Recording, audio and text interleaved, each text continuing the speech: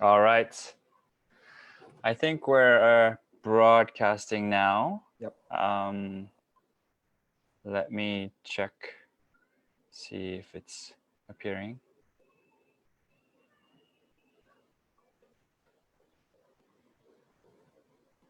Yes. Yeah.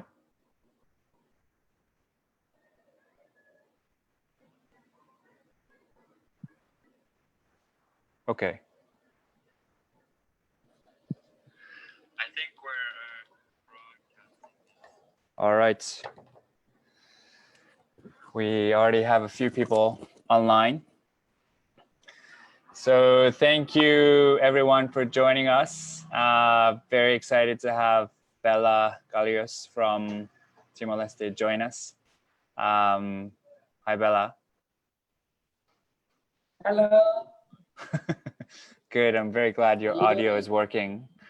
We had some technical issues, as always, with Bella. Definitely not the first.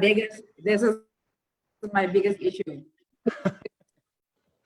Yeah, definitely not the first time to have this issue, but I'm glad we've overcome that. And I'm praying that the internet connection with Bella stays strong throughout this session. Okay, so yeah, my name is Tomo. My name is Tomo Hamakawa. I'm co-founder and managing director of Earth Company. And today we have this thing called the Heroes Talk series. And our guest today is Bella, and then this is organized as part of our Impact Hero 2021 call for applications. So let me go to sharing screen. Hope you can see everyone.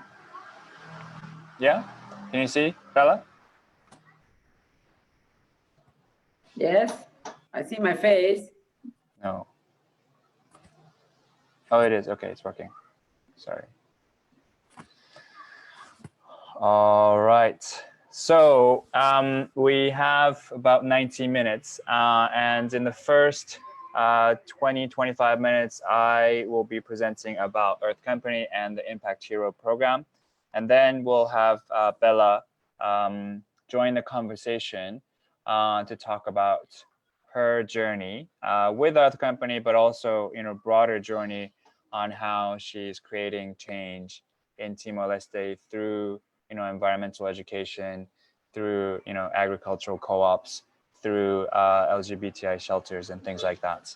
And then we'll end with a Q&A at the end. Yeah? Okay.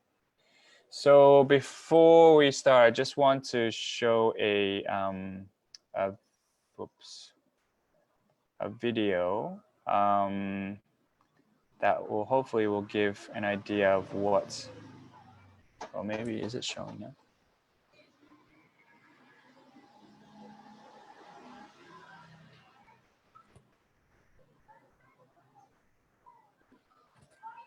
Yeah.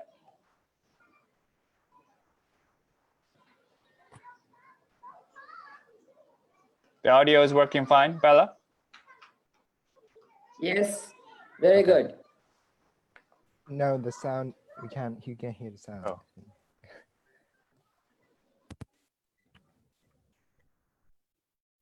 Oh, yes.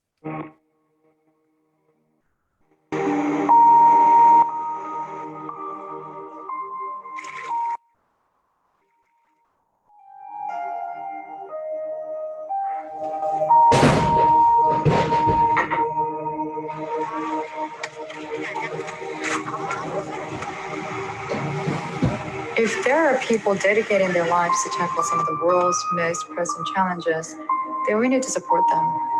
That's why we started Earth Company. We select and support exceptional, one-of-a-kind change makers who can make much deeper and wider impact if they have access to resources. We call them impact heroes.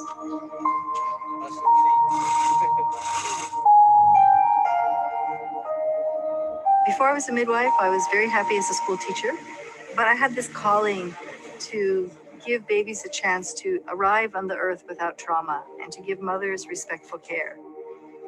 Our first clinic was in Bali. It started not as a clinic, it started as just a door-to-door service. And all of our services were always free. And I found that the people here had many, many difficulties getting the care that they needed in their pregnancy and for birth and for postpartum care.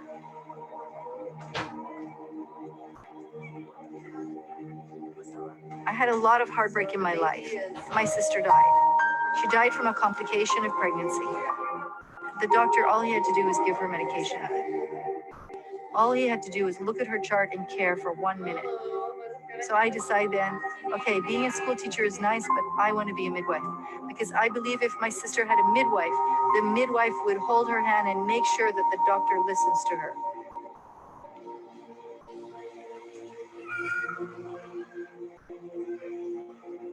Earth Company was the one that raised the money for the medical wing with the acupuncture and the doctor and the lab and everything. Without Earth Company, the clinic is not finished yet. They really stayed involved with Bumi Sehat and with me. I believe on the level of our souls, something matching, something special. So they're very, very instrumental in making Bumi Sehat stronger. Also through Earth Company, we were able to have a clinic for childbirth in Sentani, Papua. We keep the baby with mother 100% of the time, skin to skin, 100% breastfeeding at Bumi Sehat.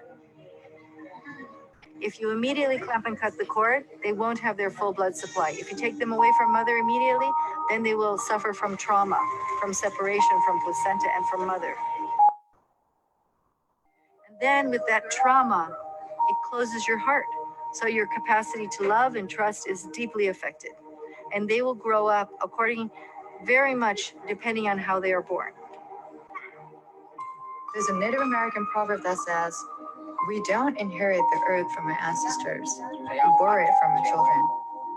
We believe there's so much truth in these words. The world is full of issues, and so many people are struggling just to survive. Some people can change that reality. There are people who can change that reality. Everyone should be able to write their own endings to their own stories. We need more people who can make that happen. For Robin, she's not an ordinary midwife. She's not only catching babies, she's saving the world and building peace, one baby, one mother, one family at a time.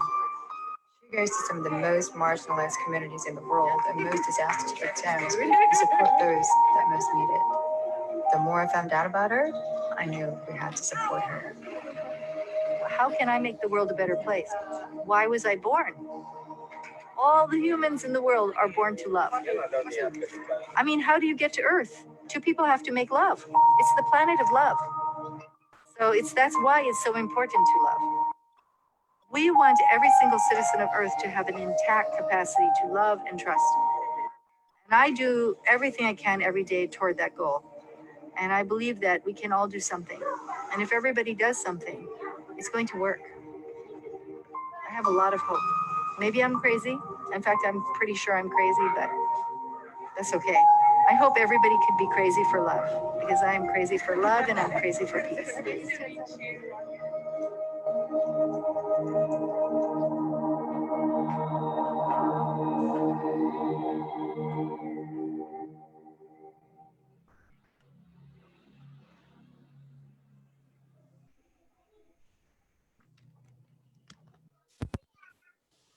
Okay.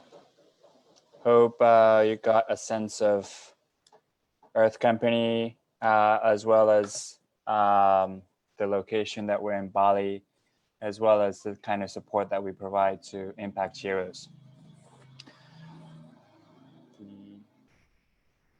Yeah, so I'm actually in Bali at the moment.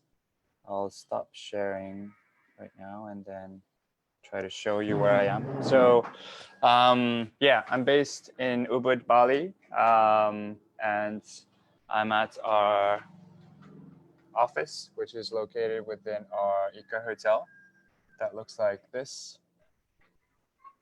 This is our small, humble office right here.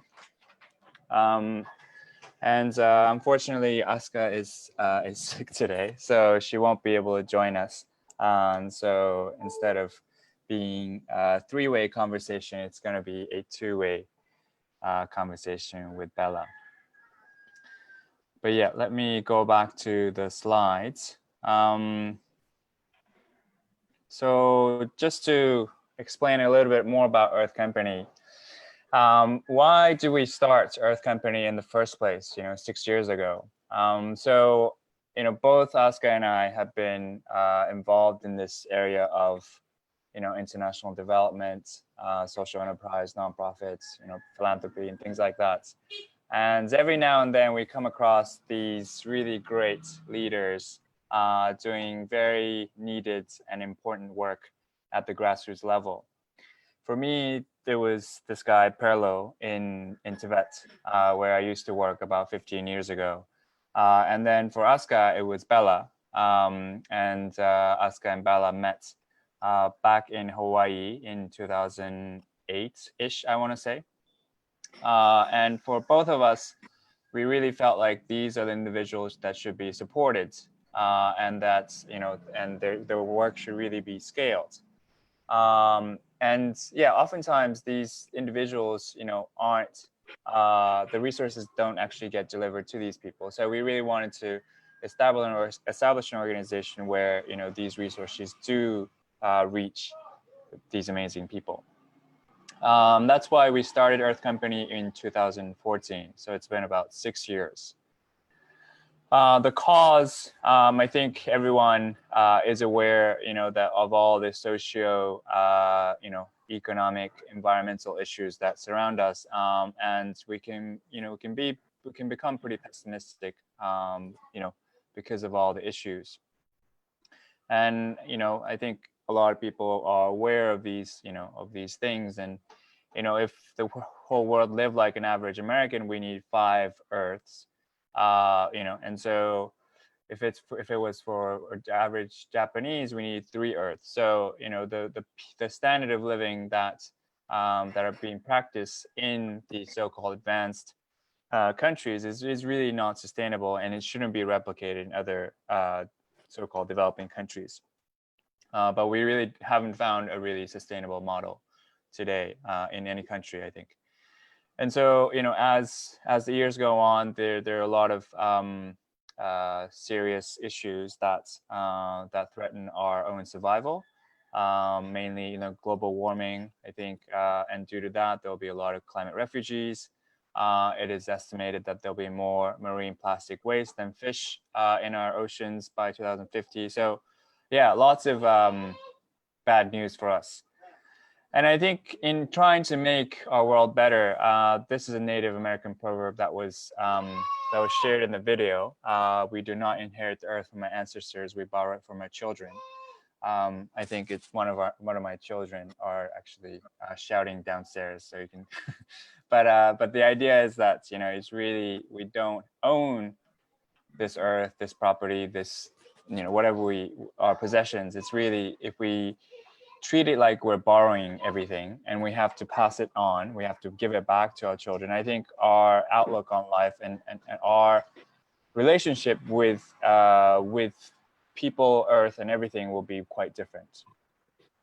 And based on that, we do a number of things. And so there are 4 programs that we run. The Impact Hero program, which is really the focus of today's session. We run a educational program. We also do consulting. And then the last kind of initiative that we have under Earth Company is the operation of where I'm located right now. Yeah, and so yeah, the world is blessed with inspiring change makers, like Bella, like Robin, and they don't necessarily have sufficient resources, whether it be financial, human resources, or others, to really carry on and spread their work. And so what we do is we select one exceptional, one-of-a-kind change maker per year, and we provide them with 3-year comprehensive, holistic supports to really amplify their impact and develop their leadership potential. And we call them impact heroes. And so we've selected 5 in the last few years, and the common thread across these impact heroes that we've selected are that they're really authentic, passionate, grounded, inspirational lead, and demonstrate strong leadership. They're irreplaceable, and that they're future oriented. And then one thing that is quite unique to our impact heroes is that oftentimes they are the victims of the issues that they're trying to address.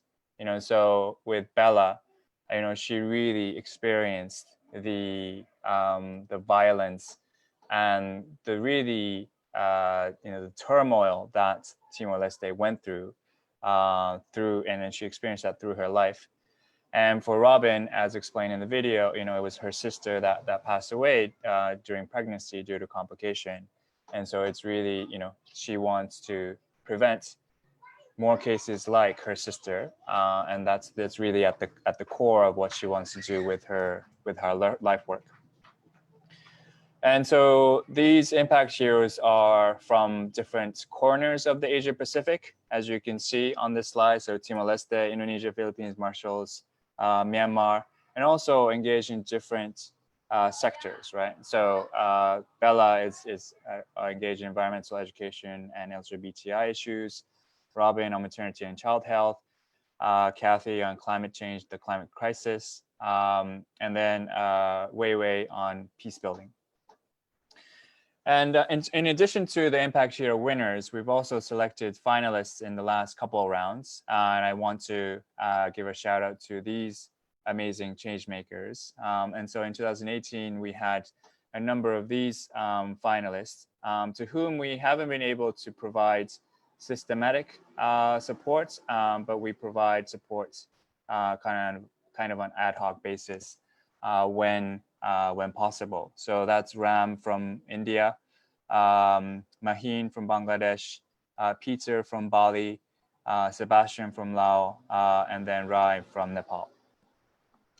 And also in the 2019 round, we selected these 4 individuals as finalists: Igo Lamos from Timor-Leste, Garvita from India, Lisa from Samoa, and Sasiranga from Sri Lanka. They're all doing amazing work in their own fields, in their own geographies. What do we actually do in the 3-year period? So we do basically everything and anything. We provide kind of leadership coaching. So how can you better lead your organization, better lead change? And I think that's a really important part of our support. Another aspect is fundraising. So cash is very much needed to really carry out a lot of the activities, and so we provide or we fundraise anywhere between 150 to about 300K. And we ourselves don't have money, so we actually reach out to our network, to our donors, and then see how they'll be willing to support the impact heroes that we select.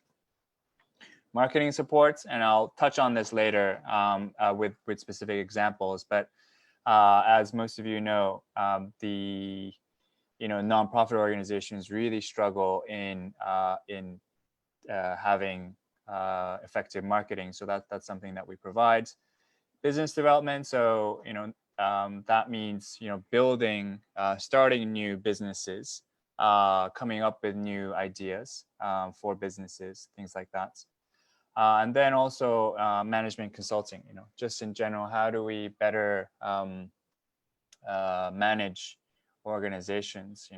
What else can we do to better help their work? This is a timeline. I won't go into details of it. But in the 3 years, we've over time, we've learned that certain things should be done first, certain things should be in the middle, and then other things should be done at the end. So this is kind of a template that we have at the moment that will be customized to each impact hero that we select. Just in overall, in total, we've raised about 800,000 for our impact heroes. And then through that, we've served about 600,000 people. And we've also contributed to the construction of a lot of these facilities on this slide, 2 in Timor-Leste, 2 in Indonesia, mostly Robin's work. There's a clinic in the Palawan that's under construction. We've built a climate change youth center in the Marshalls. We've also done kind of emergency response in Bali, and also contributing to the operations of Yangon Youth Leadership Center in Myanmar. And these are things that Bella would talk more about, but we've raised 50,000 for the Green School in Leublora, 55K for villas as part of ecotourism accommodation, about 100K for the new Bali clinic for Robin, again around 90K for the new clinic in Papua. This is the Indonesian side of Papua. 2018 was really a bad year in terms of natural disasters, so providing emergency response in those different regions. Again, this is the new clinic that's being built in Palawan. This is the youth center that really serves as the home and as the training center for Kathy's work in the Marshall Islands. And this is an image of the Yangon Youth Leadership Center that Weiwei's organization runs. Yeah, so that was, very quickly, a summary of what we do and what we've done. And that's really, we really welcome applications from Impact Hero for the Impact Hero 2021. And now we want to switch gears a little bit and talk and focus on Bella, who is with us. And before I hand it over to Bella for more of a conversation, just want to give a quick intro of her and of her work. She is definitely one of a kind. I haven't met anyone quite like her. Just the amounts of passion and energy, and yeah, just and humor that she has is pretty incredible. And it's been really a privilege and a joy to be able to work with her and also contribute to their work. And I think this film would be a very good way to understand the context of Timor-Leste and the context of Timor-Leste and what Bella is trying to do. So I'll show you this film, which is selected as a short movie by the National Geographic. So it's a very well made film. And then after this video, then we'll invite Bella for the conversation.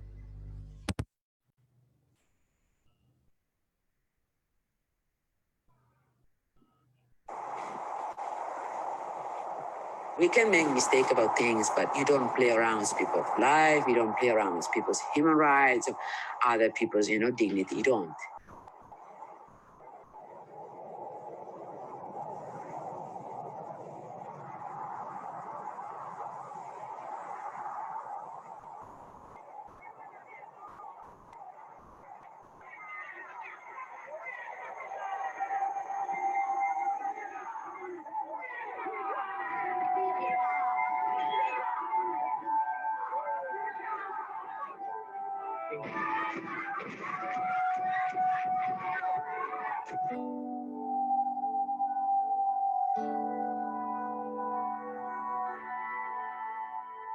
Families, friends, relatives, so many of them, more than 300,000 people died, disappeared.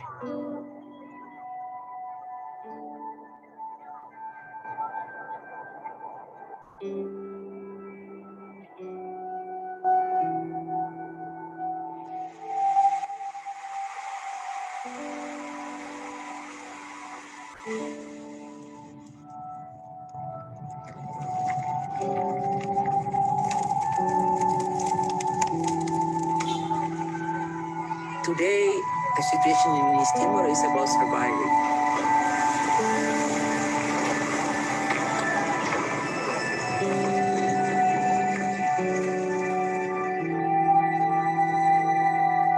If people feeding you, you're not independent.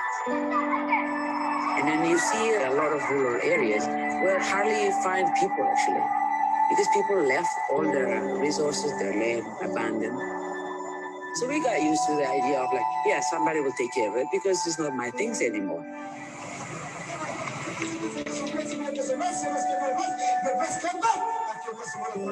So easy for people like Timor-Leste to get into it because you know what? We suffered too long.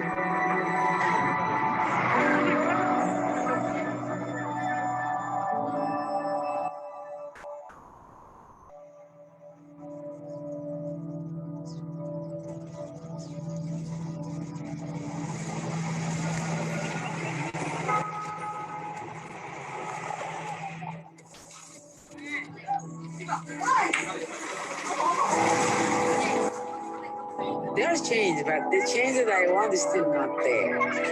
And I also realized that crazy women like me are not many in this country.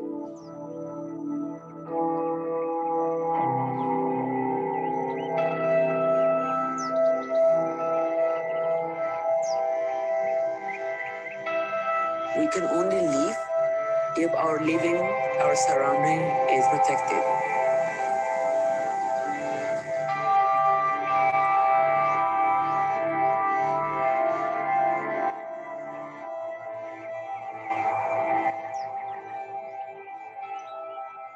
Everything that you tell anybody, especially children, is also the same message that you are reminding yourself. Good things, it requires a lot of effort. Some people should start, some people continue, and someday, maybe not in our time, but maybe in our children's time or grandchildren's time, some people may be completed.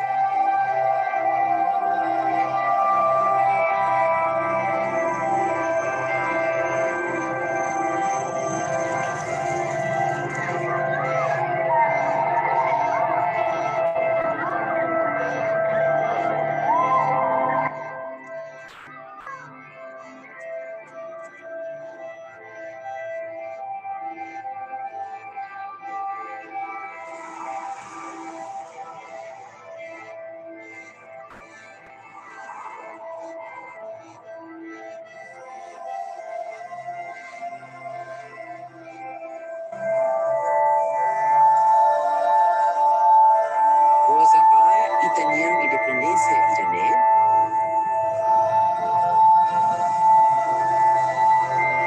Mesmo que kik no mukit timurang hutunya.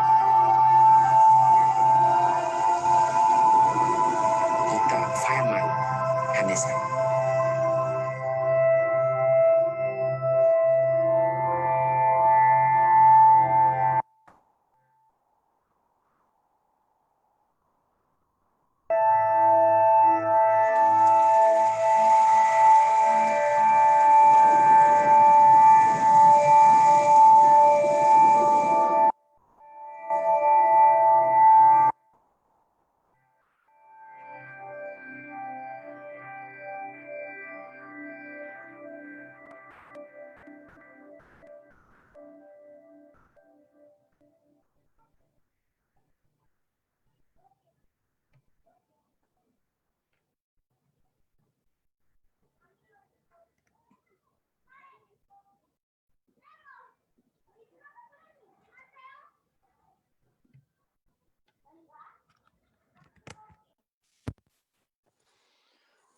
All right.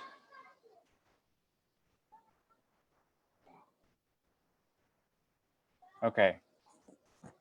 Hi, Bella. I think you're muted. We need to unmute you. Okay.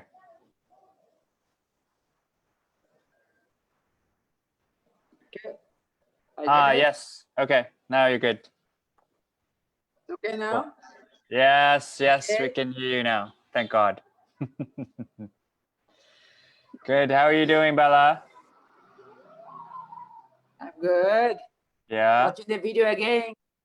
Yeah, Many what did times I've you, been watching the video, what, and it's still same feeling. oh yeah, yeah. How does that make you feel, the Yeah. video? Well, basically, I see what I'm still struggling.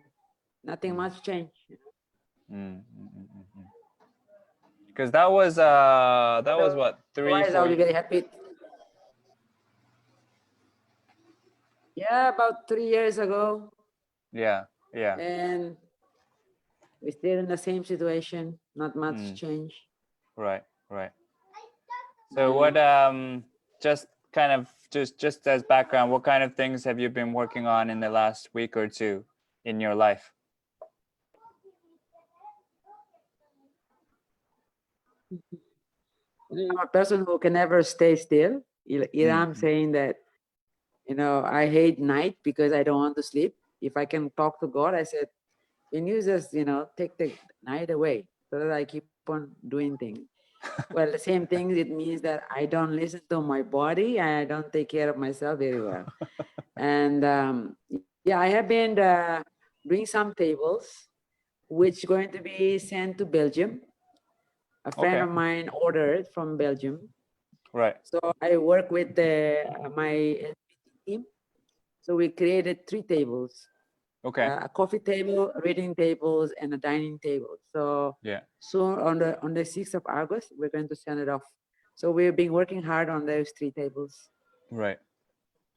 Oh, so Yeah. you've been working hard on your furniture business. Yes, because this is a good chance for us to make some money to Yeah. running our shelter and help the boys.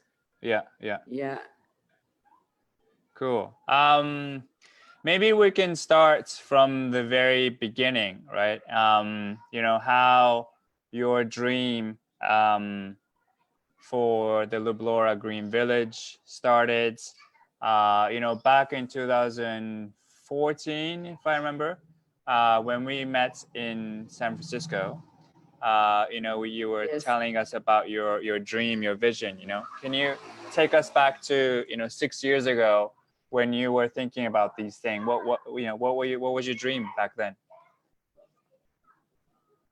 But my dream basically based on things that my country, my government, or the leaders are not, based on the things that they don't take care of or they don't care about.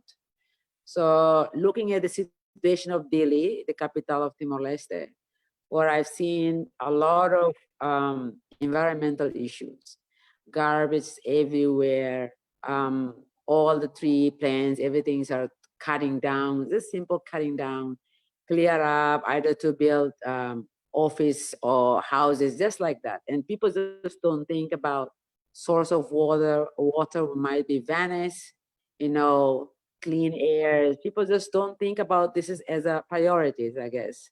And that's become a huge concern to me, especially because I have been living abroad, exiled for a very long time. And this issue has become part of me when I was in Canada. And I'm pretty much concerned about situation in East Timor. Most people don't care. And also, more than 24 years, the country went through war. Most of our jungles are destroyed, burned down, and all that. So we basically do not have a steady, a good environmental surrounding around us. And then you see young kids all over the places, especially in the capital of Dili, very unhealthy young kids travel all over the town, begging for money, begging for food and all that. And that's really, it's really it's really hit me hard.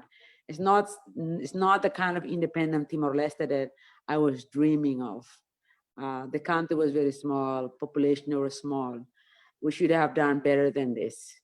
And then another issue is about centralization of everything in the capital. And all the 13 districts in East Timor are completely abandoned. And everybody in the small area all travel to Dili. Basically, to have a better life or to have a better chance or resources, everybody have to come to the capital. And that's very scary. And the capital that I was born and grew up was less than like 10,000 people. Now it's like more than 300,000. And that's the result of, centralizing everything in the capital. And so those issue has become my concern. And then Aska happened to be a very good friend of mine when I was in Hawaii. I shared a little bit of my vision about my country because I was part of a generation that actually fought for independence. Right. My country. And then, Yeah. one point you fought for liberate your country. Now is to liberate you, liberate your family, your community, the people, and liberating them from what? Poverty, malnutrition, illnesses, including, save our planet, save our surrounding, to keep us going. So that's become a huge concern. So I share that with Aska, and I'm glad Aska shared it with you. And those simple ideas that we have, it's become, something so meaningful. Yeah. And so, I mean, I guess there's so many issues that you're trying to address, right? And so there's, environmental degradation, there's the issue of, youth empowerment, and also there's, extreme kind of centralization in Timor-Leste, where the rural population is the max exodus coming into the capital. Can you also share a little bit about how nature was a source of healing for you, and that's why you think environmental education is such a important piece of solution for the Timorese youth today? Yeah, well, for me personally, growing fruit, it has been part of our family tradition. We don't, like my family, we didn't buy things. For me, it's embarrassing. If you need a simple one tomato, you have to run all the way to the market. Meanwhile, you have all the land surrounding, and you left it empty, or you pile it up with garbage. Why don't you make use of your land and stuff? And for me personally, it's really a process of healing. It's very bringing a lot of relaxation. I feel calm. I'm more focused, and I feel very content inside when I'm actually close to the earth, and I play around that, and I actually turn the earth around my house and stuff becomes so beautiful, and that's really making me very happy from inside. And I think this is a way of surviving as well. And I see a lot of families doing the same, especially those who do not have land, and they don't. But most people who have land, we're all going through that process after the war ended. And for me, it's a great source of healing, and also bring a happiness. And it's a way of how to encourage, also my way of encourage people to turn, what people burn, building a house is one thing, but to turn your house to be a home is a whole process of, of you as a human, your feelings, the love, the way how things are. It's not about how much money you have to build a place to live. Right. It's about how to create that place to be a home, something that actually tied up with your soul. Yeah. So all this is a huge investment for me as a person, and also I see that as a big way of how to make people to respect our surrounding and taking care of it, protect it. Because I can't see that without all this, how do we go from day in, day out, every day? Yeah. Cool. Great, thank you. And you built the Leublora Green School, which was the first environmental education facility in the country. And then you also built the villas, and there's a restaurant, and then there's you're supporting women farmers in the area to be able to to help them earn an income, but also grow organic food and all that.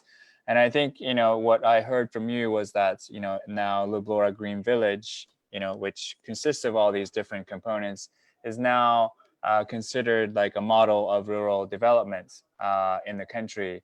And I'm sure, the situation with COVID has had a big impact on tourism and all that. But regardless, I think it's still a model. Can you tell us more about, how how that can be a replicable model for the rest of the country. Yeah, I know every time when we're talking about development, we all looking at the sustainability. You know, how to maintain one thing and then continues on, and then can sustain a family, community, or in a large way. And Leublora model has been actually described by Dr. José Ramos Horta, the ex-president of Timor-Leste, as one of the great example, which should be actually replicated in the whole country. And then he has been saying that to the government, but when it's come to politics, is another big issue. But what I see about this, is that so impacted, like in a positive way, that during the COVID, Timor is just like Hawaii too. We are so depending on everything from outside. We buy almost everything. But during the COVID, you can see that people are so depending on their land for food wise. Like everybody growing, everybody having food, like especially vegetables, fruits, and all that. And I'm actually very happy, especially Mobisi. Even we have abandoned food like carrots and all that was throwing out because of going bad. No people buying it, and people just actually sharing food. And that's a result of the importance how you encourage people to actually make use of their land. It's like it was amazing. What they lack is like rice, but in terms of veggies and all that, oh my God! Like yes, money is not circulating enough here and there because of the political situation. On the top of that, we have COVID. But when it's come to food, I was very happy that in the rural areas things are so solid that people are having a very healthy and good food around. And for issues like the model also helping a lot of issues like domestic violence. I was one of the person actually in the front line in fighting for issue of domestic violence in the country. And by providing all these women in the space where they can call it belong to them, and they work together, they discuss their issues, and then economically they're being empowered to have a little money here and there. And issues like, some of them say, Mana, don't tell them we have this money. Don't tell our husband that you pay us this salary because, he's going to take it and drinking and all this. So it's like, I'm so glad that they have the way how to actually put their money together or hide it away or even ask me to lie. And I don't like that idea. Instead, I talk to their husband in order to be aware of, how important it is to keep your family healthy, safe, and secure. Though you don't have so much, but if you have a little, it's good to have that foundation as a family to have at least healthy kids, healthy food, good environment around you. So all that has a huge impact. And that has been an example that every time the country have conferences around those issues of sustainability, and they always call me, and I always presented those ideas to them. Yeah. And do you see any uptake of the model in other parts, like outside of Mobisi? Do you see other examples in other districts? Maybe not exactly the same as Leublora, but like similar models. Oh yes, I see people are growing food. I see people are taking care of their land now. I see that even the young people who thinking that delay is the only hope of the place to come, and they stay. Some of them are going back to their village and working on their land and stuff like that. And I always be the voice about to chase your life. It doesn't have to be always in the office, but holding your agricultural tools can actually bring you, upgrade your life better than those who are in the office. Actually, it's depending on how you work around it and how you're very creative around it. So people are taking it so seriously, and I see like permaculture projects in the country is taking place almost everywhere. Was leading by one of my very good friends, Ego Lemos, is one of your panelists actually. So it's like amazing. It's amazing, and the COVID-19 is really a great example how make people aware of like, oh my God, we have to grow food. We have to grow food we have to protect our land, and then growing is something that everywhere now in Delhi, in the whole capital, everybody is competing in showing off their flowers, their plants, Yeah, all stuff. right. It's quite amazing.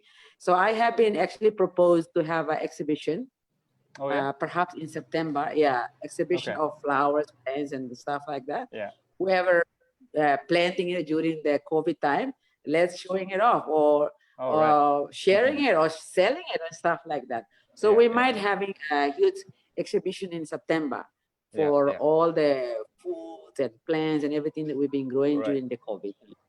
Right. Yeah. Wow. That's exciting and very positive, right? And It like is, the it whole, most of the world, or I should say most of the urban centers in the world have really been hit hard by COVID. And I think it's the rural areas that, that have really been able to survive and even thrive in this kind of situation. And it's good to hear that, something similar is happening in Timor as well. Yeah. That's great. Cool. You have a lot of time spending at home, eh? So you have to do something about it. Yeah. Just what's but the country is still closed off, right? In the pandemic, like Yes, the it is. flights, there are no flights coming in yet, right? Yes, we still we still facing a lockdown, Yeah. and we still also facing the political situation. Right. Just recently that the government's come now complete, but there's no state budget. So we do not have any money circulation right now. So people still rely on their own food. It's a good thing, actually, in a way. Yeah. But we hope that the country can, moving on in a normal way. So Yeah. perhaps if COVID can be controlled, or, the country Yeah, can be yeah. open again. Yeah. Right. Yeah, they're saying in Bali, at least, they're trying to open in September to international tourism.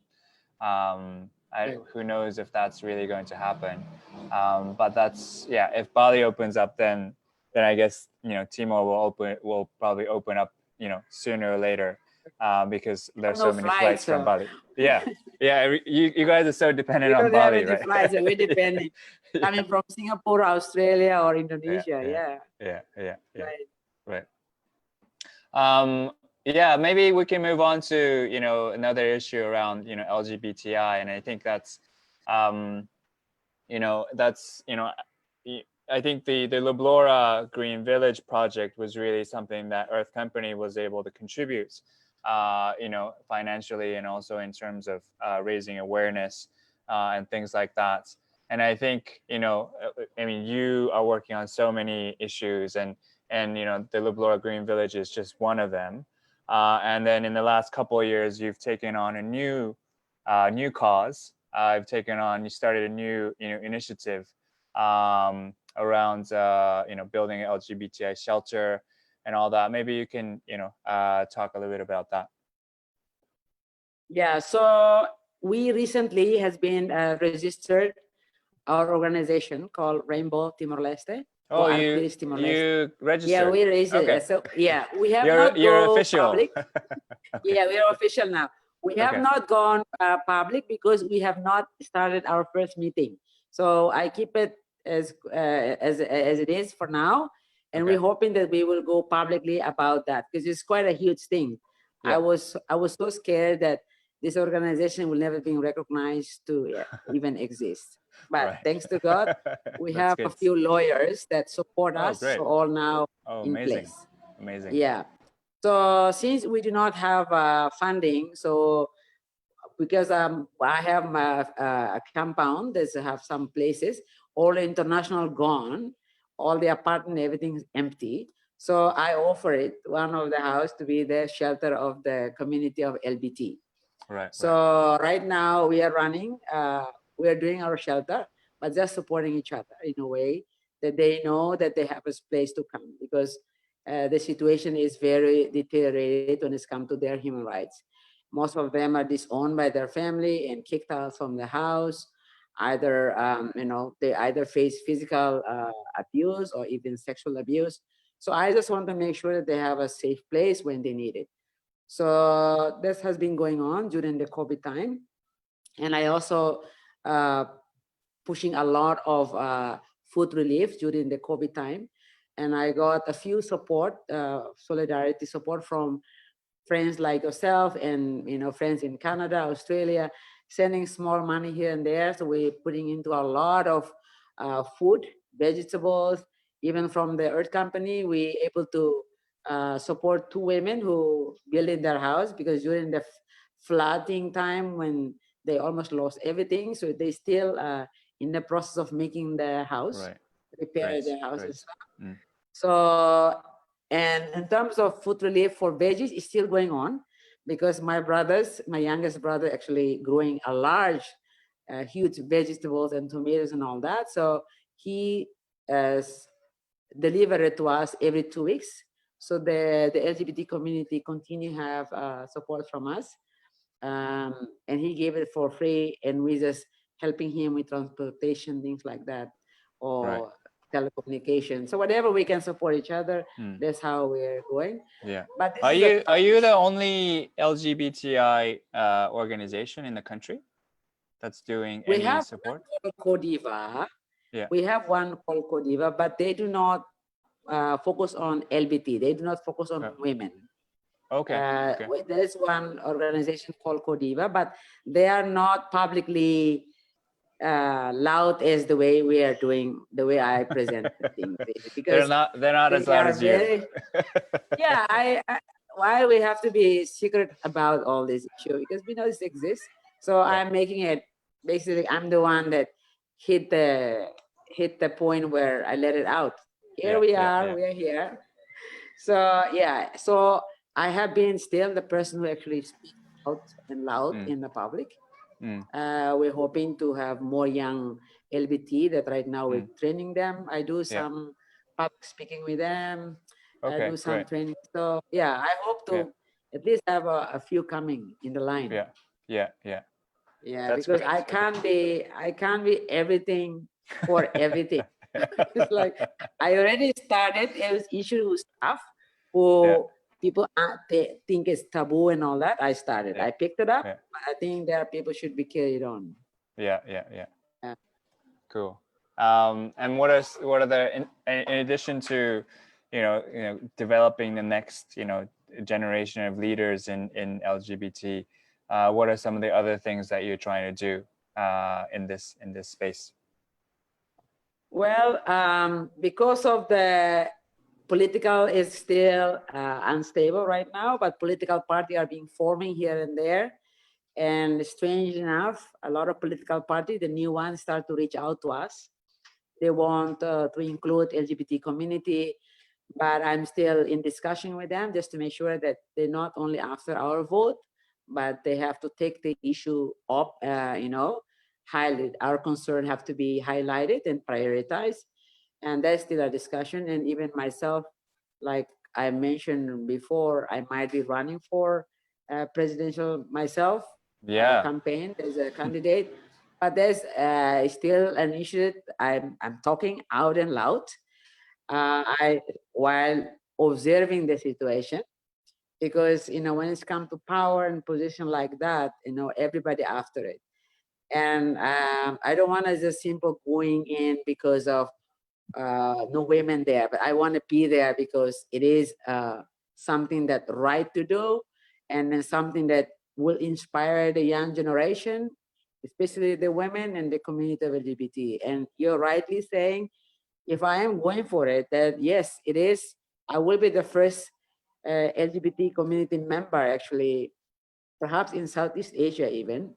To run I for think that in position. Asia, for sure, So I'm still thinking out and loud. I'm still thinking and try to observe, situation. And let's see.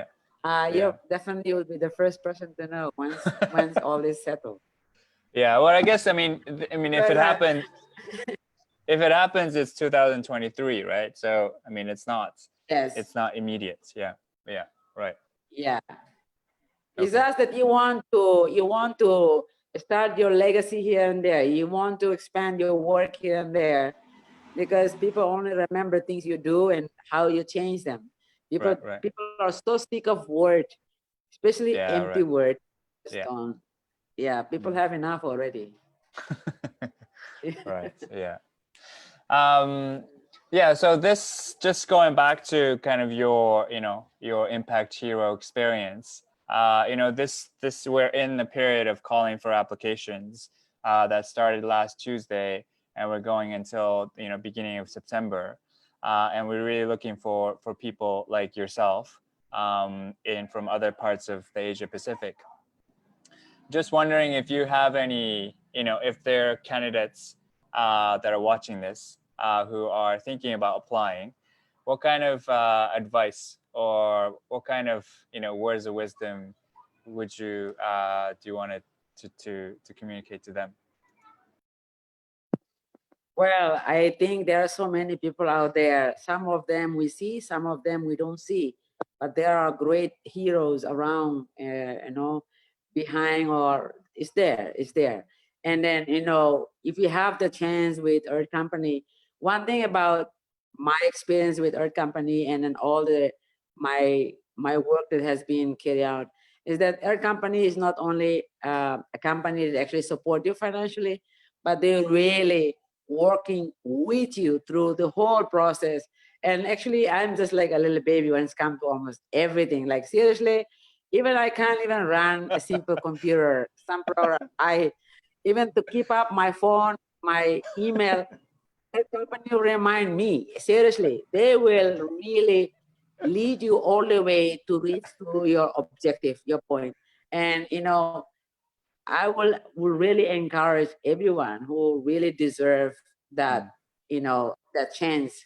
If you grab Earth Company's attention, man, you will have not only money and stuff, but you have almost all of them, and you have their heart, you have everything from Earth Company. And seriously, it has been a great journey for me.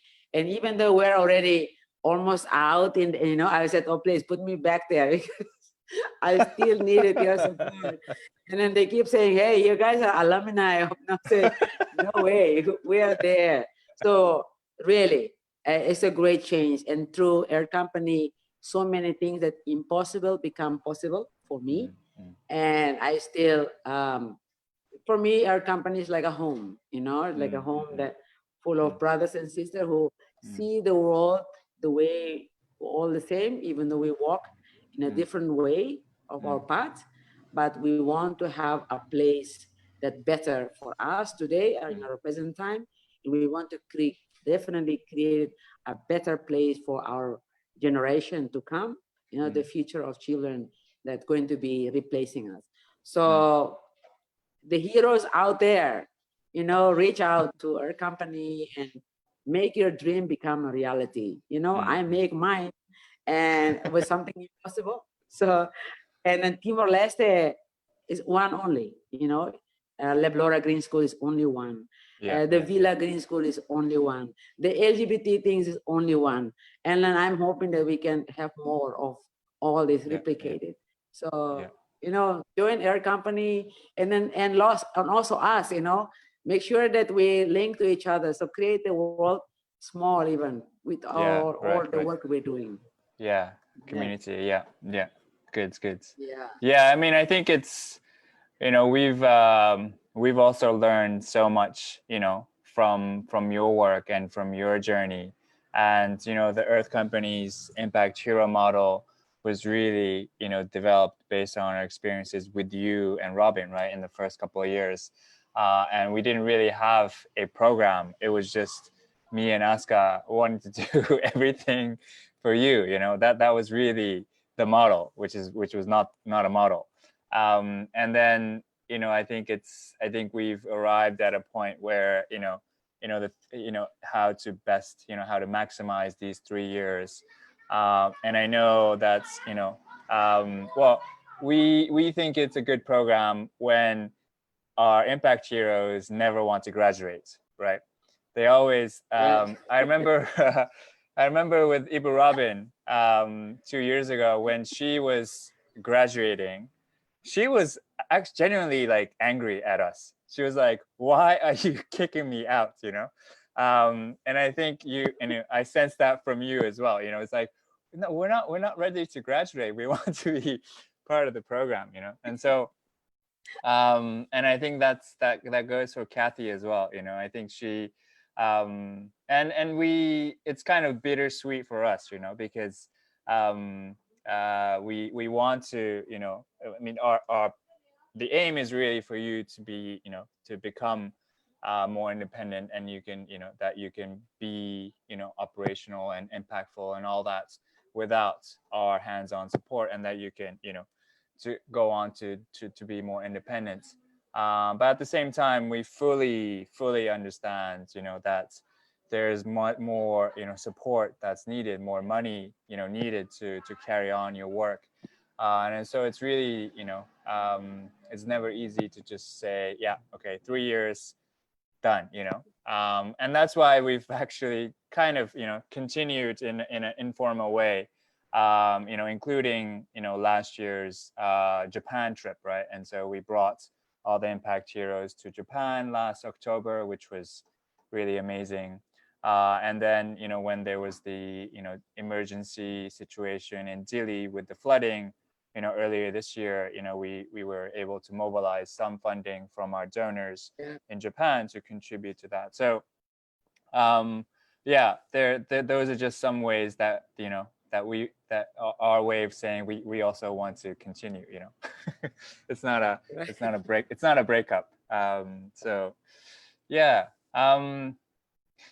cool. And I guess we can turn to any questions that people have. I'll let, there's some people watching, so I'll let people send in their questions in the next couple of minutes, and we can answer them as much as possible. Yeah, but in the meantime, let me ask you another question. How's your family, Bella?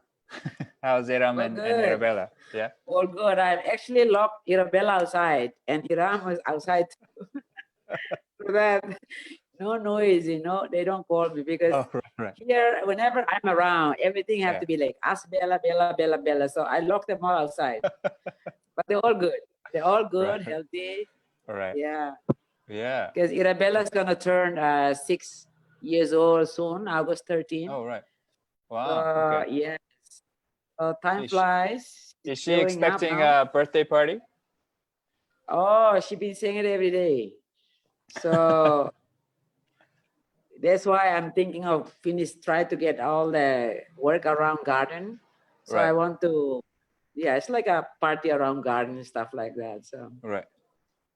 Okay. Yeah.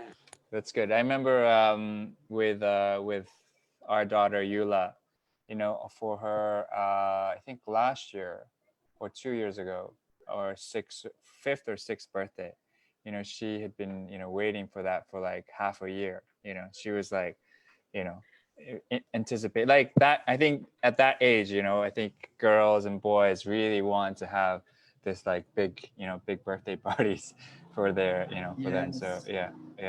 She has one of her tooth fall off. Okay. And I have no idea about the tooth fairy things.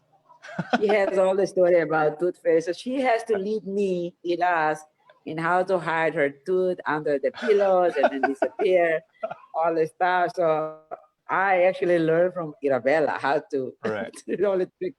Yeah, it was amazing. That's really interesting that you are yes. So yeah, and was she surprised that after you took the tooth away? Oh yes, yes. Oh, she was telling everybody that tooth fairy actually came and took her teeth and all this stuff. So it was very funny.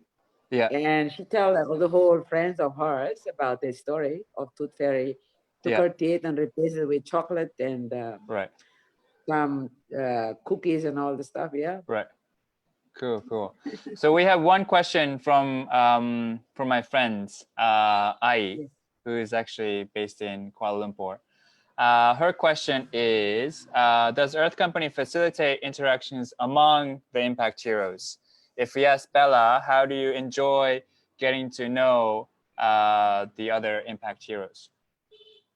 Oh yes, actually, the chances for us to interact is so many, and we know each other's inside out, and we've become a huge family, big family, and we learn from each other.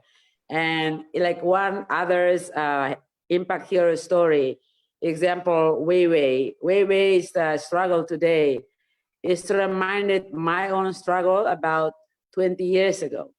And then Eve Robin's struggle is reminding me of the situation of women here in this country. So when you look at everybody's struggle, it's like so linked up and then so strengthening each other. It's like basically we all in the same situation. It's just that we walk in a different path only.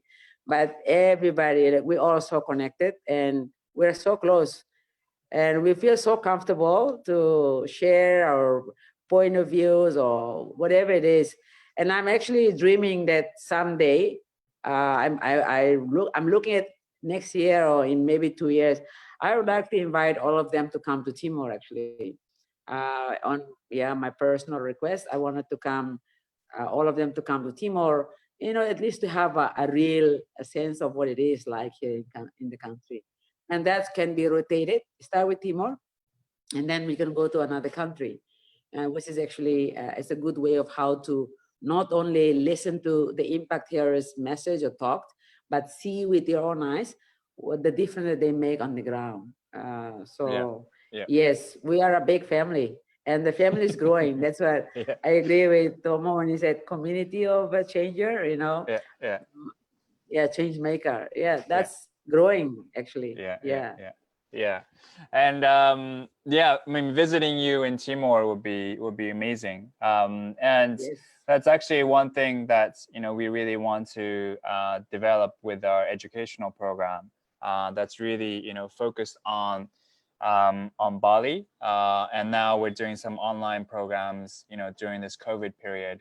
But one thing we've been discussing, you know, for the last several months is like, how do we, you know, co-organize with you like an Impact Timor trip, you know, so we can get, you know, high school students, university students, or even, you know, professionals from US, Japan, other areas to come visit you and really, you know, understand the work that you do.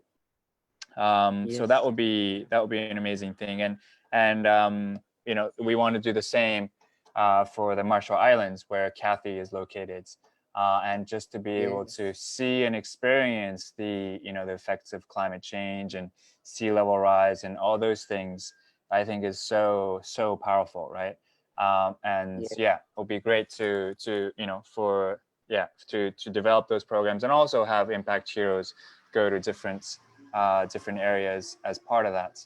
So yeah, that would be really cool. Okay, we have more questions. Interesting. So this is about your presidential campaign.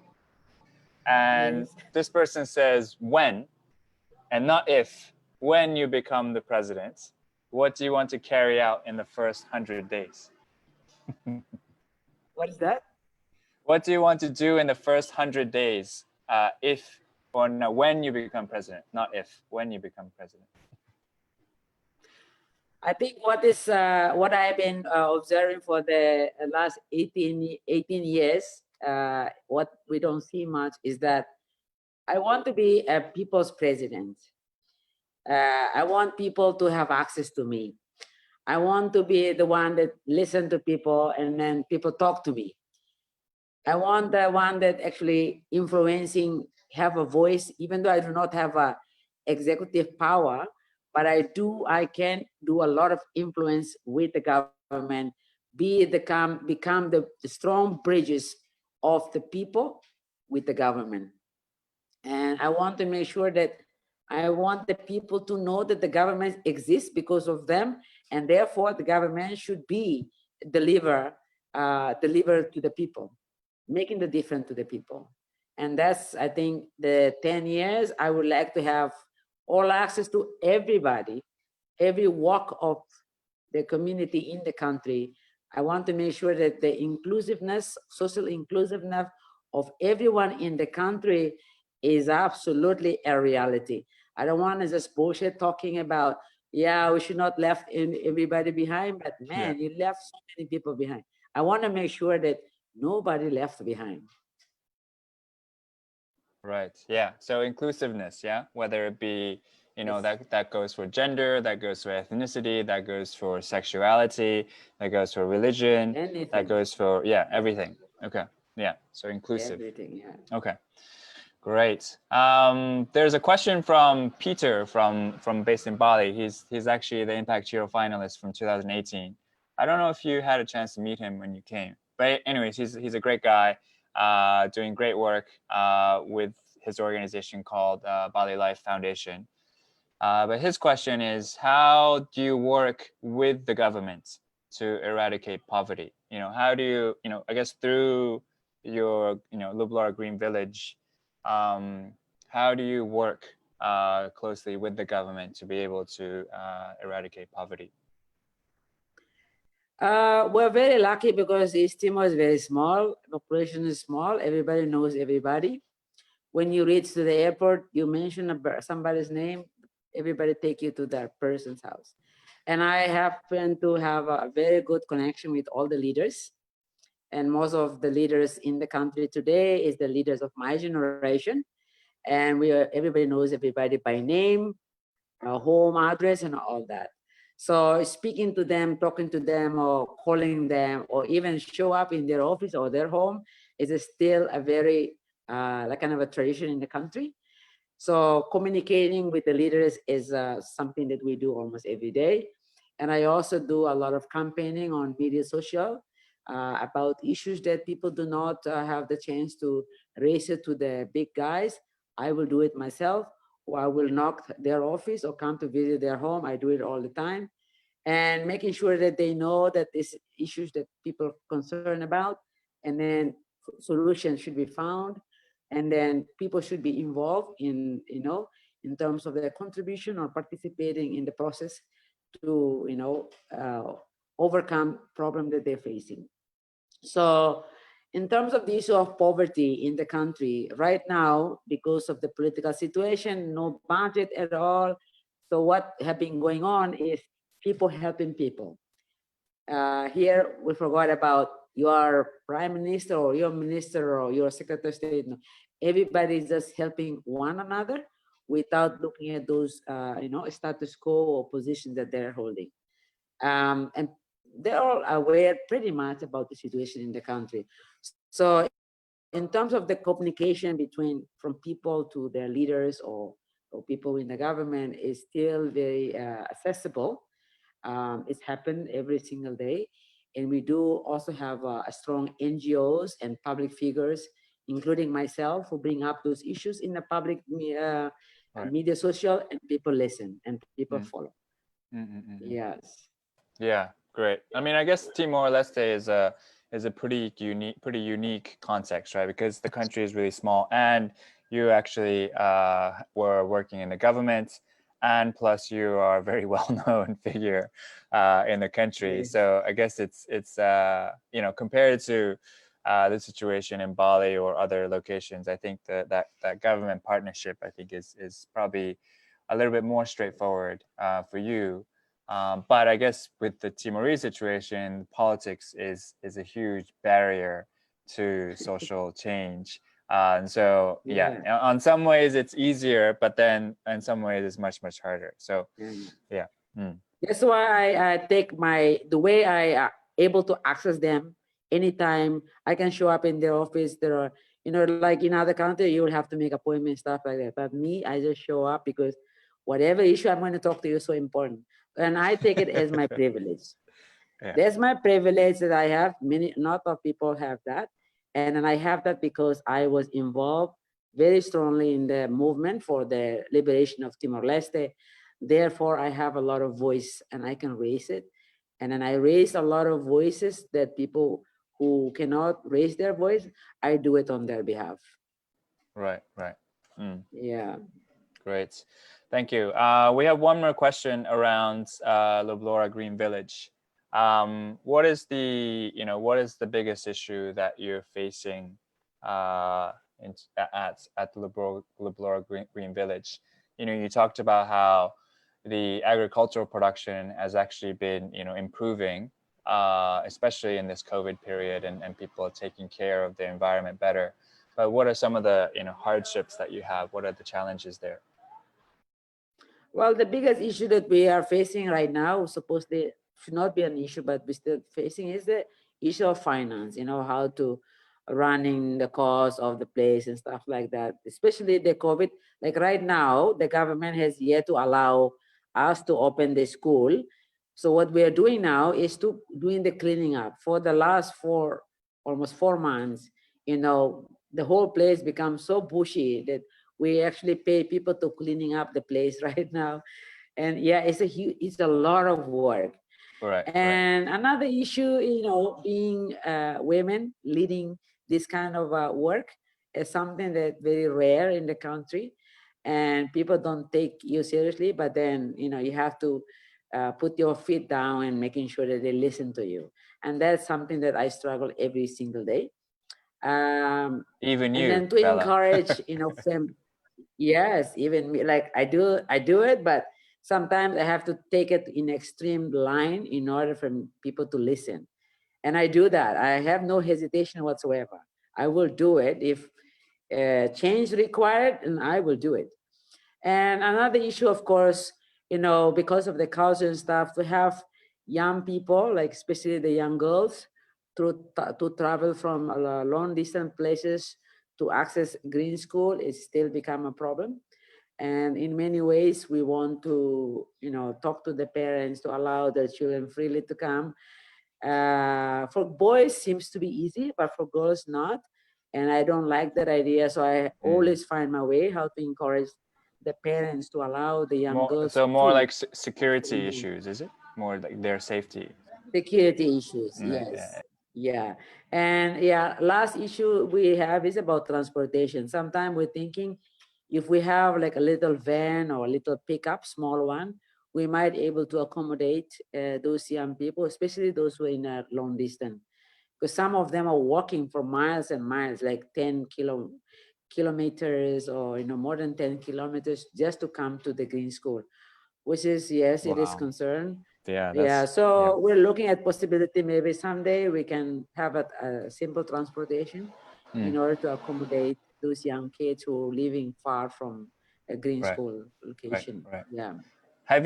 So I guess you stopped kind of educational activities, right? In the COVID period. At the moment, yes, we temporarily stopped because the government doesn't want to take the risk. Even the regular school, the formal school, they only have it for 2 hours every day, 2 hours only. Okay. Yeah. 2 hours because, in some schools, they have 70 students in the classroom. So they actually, so they actually do it they rotate. The 70, you have to rotate it and they put it in the small number. So it's very complicated and they're still working on it. Right. So we still wait around. I'm hoping that we might start in September. Right. Okay. So if you, let's say,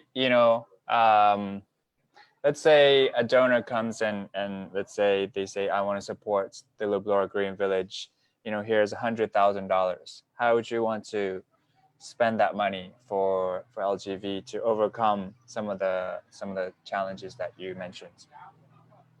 The LGS or LGBT? The Leublora LGV. Oh, I definitely, transportation will be one for sure. And then I would like to expand the classroom, the learning center. I want to make it a little bit bigger. Because sometimes before the COVID, so many kids come and then was pile up and they actually have to, most of them are sitting outside to listen to the teacher talking to them and stuff. Definitely the living, the center, learning center, I would like to expand it, make it bigger. Right. Yeah. That's great. Yeah, well, you never know. Maybe there'll be some people in this crowd that would want to support you. But yeah, great. All right. I think we are pretty much done with the questions. Maybe is there any other final comment from your sides, Bella, about anything, about Timor, about Earth Company, about your work, anything? Well, you know, like I always said, I can't thank you guys enough for make my dream become a reality. And because of all the work that being supported by people like yourself and your company, you know, today my work has become my name. Amazing. You know, no more Bella Galhos, but you know, Leublora, or this is Mana Leublora Green School, or this is Mana LGBT. It's like because of you are putting so much effort into work that your work become your name in the country. And all of this happened because of your support, all the generosity of yourself and most of the friends that join you who trust our company and pass it on those trust to us. And yes, we want to keep that relationship as strong as our family and keep in touch always. And I really wish our company, you know, being supported also in order to pass on your support to others who actually really needed your support. Like I said, Earth Company is not only money-oriented kind of organization, but you know, you guys give so much of your soul to make the change, and change actually happen. And I am, as a Timorese, as Bella, as you know, like I'm very proud of every work that has been accomplished, and I'm looking forward to actually expand those work. Great. Yes. Thank you so much for your kind words. I actually forgot that I forgot to share something on my presentation, and that's actually what we were able to accomplish together, and also some of the things that we've been able to contribute.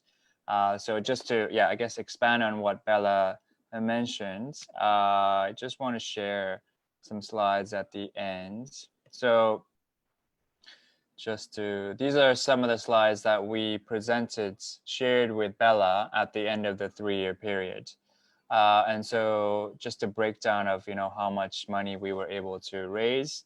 It was about $130,000.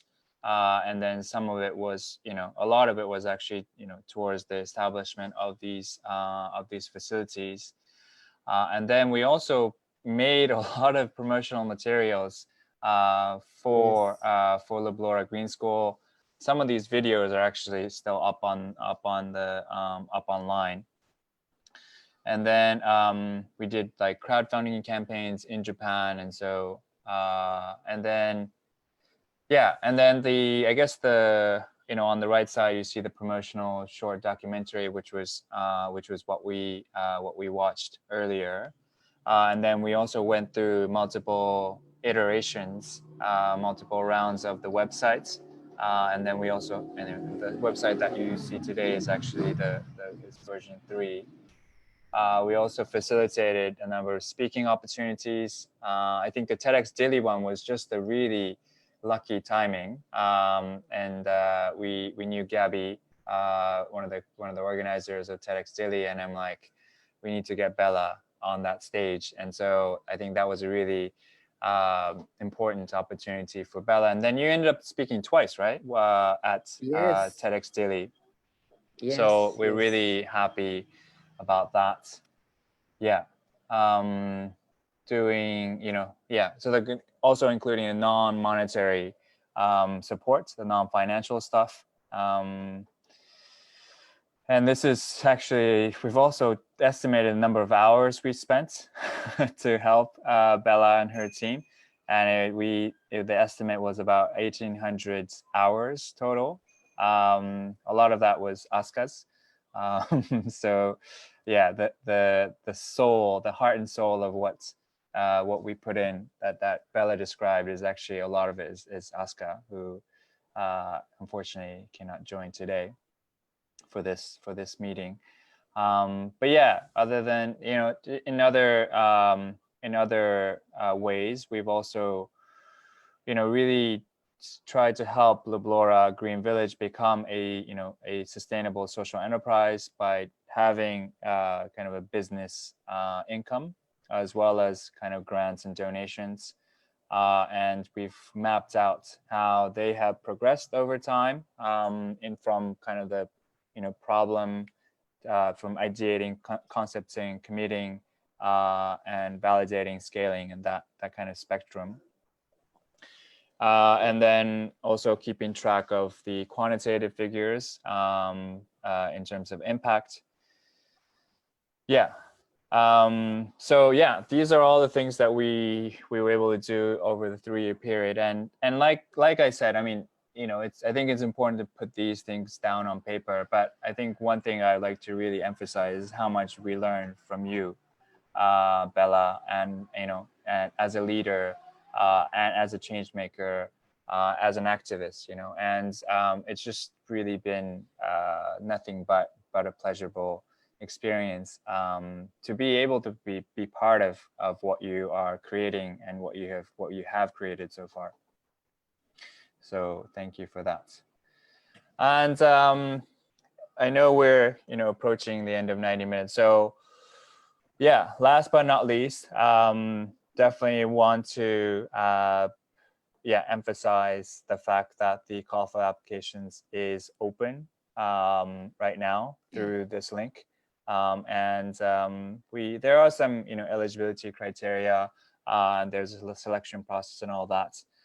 But the idea is that we're really looking for kind of one-of-a-kind change makers out there, and from any country, any developing country in the Asia Pacific, and we don't care what sector you're working in. We don't care, whether it's a nonprofit or whether it's a business. We're really looking for these these exceptional people like Bella. Yeah, and here's the process in terms of the deadline and what will happen after that. And this is all up on our website, so I won't go into the details here. And we actually have Wei Wei as our next guest as part of this Heroes Talk series, which will be held on August 12th. And she'll actually be calling in from the US, where she's located at the moment. And so, yeah, if you enjoyed our conversation with Bella, you'll probably enjoy the talk with Wei Wei in a couple of weeks. And I think that's what Bella said earlier was really interesting. How when Bella was watching Wei Wei speak in Tokyo last October.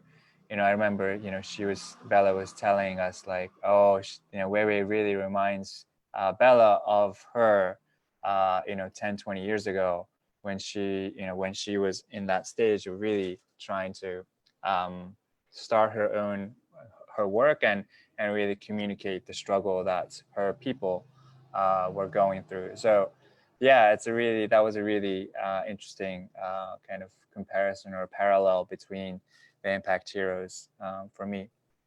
But yeah, so Wei Wei's up next. So please join us if you can. So yeah, Bella, thanks so much for your time. And sorry to keep Bella outside, locked outside, locked out. It's okay. And please send my regards to Bella and to Arabella and to Iram and the entire family. Will do. Thank you so much. Okay. All and right. my big regard to Aska too. Hopefully she recovers soon. Yes. Okay. Yeah, Thank cool. you so much. All right. Thanks, Bella. Okay, bye. Okay.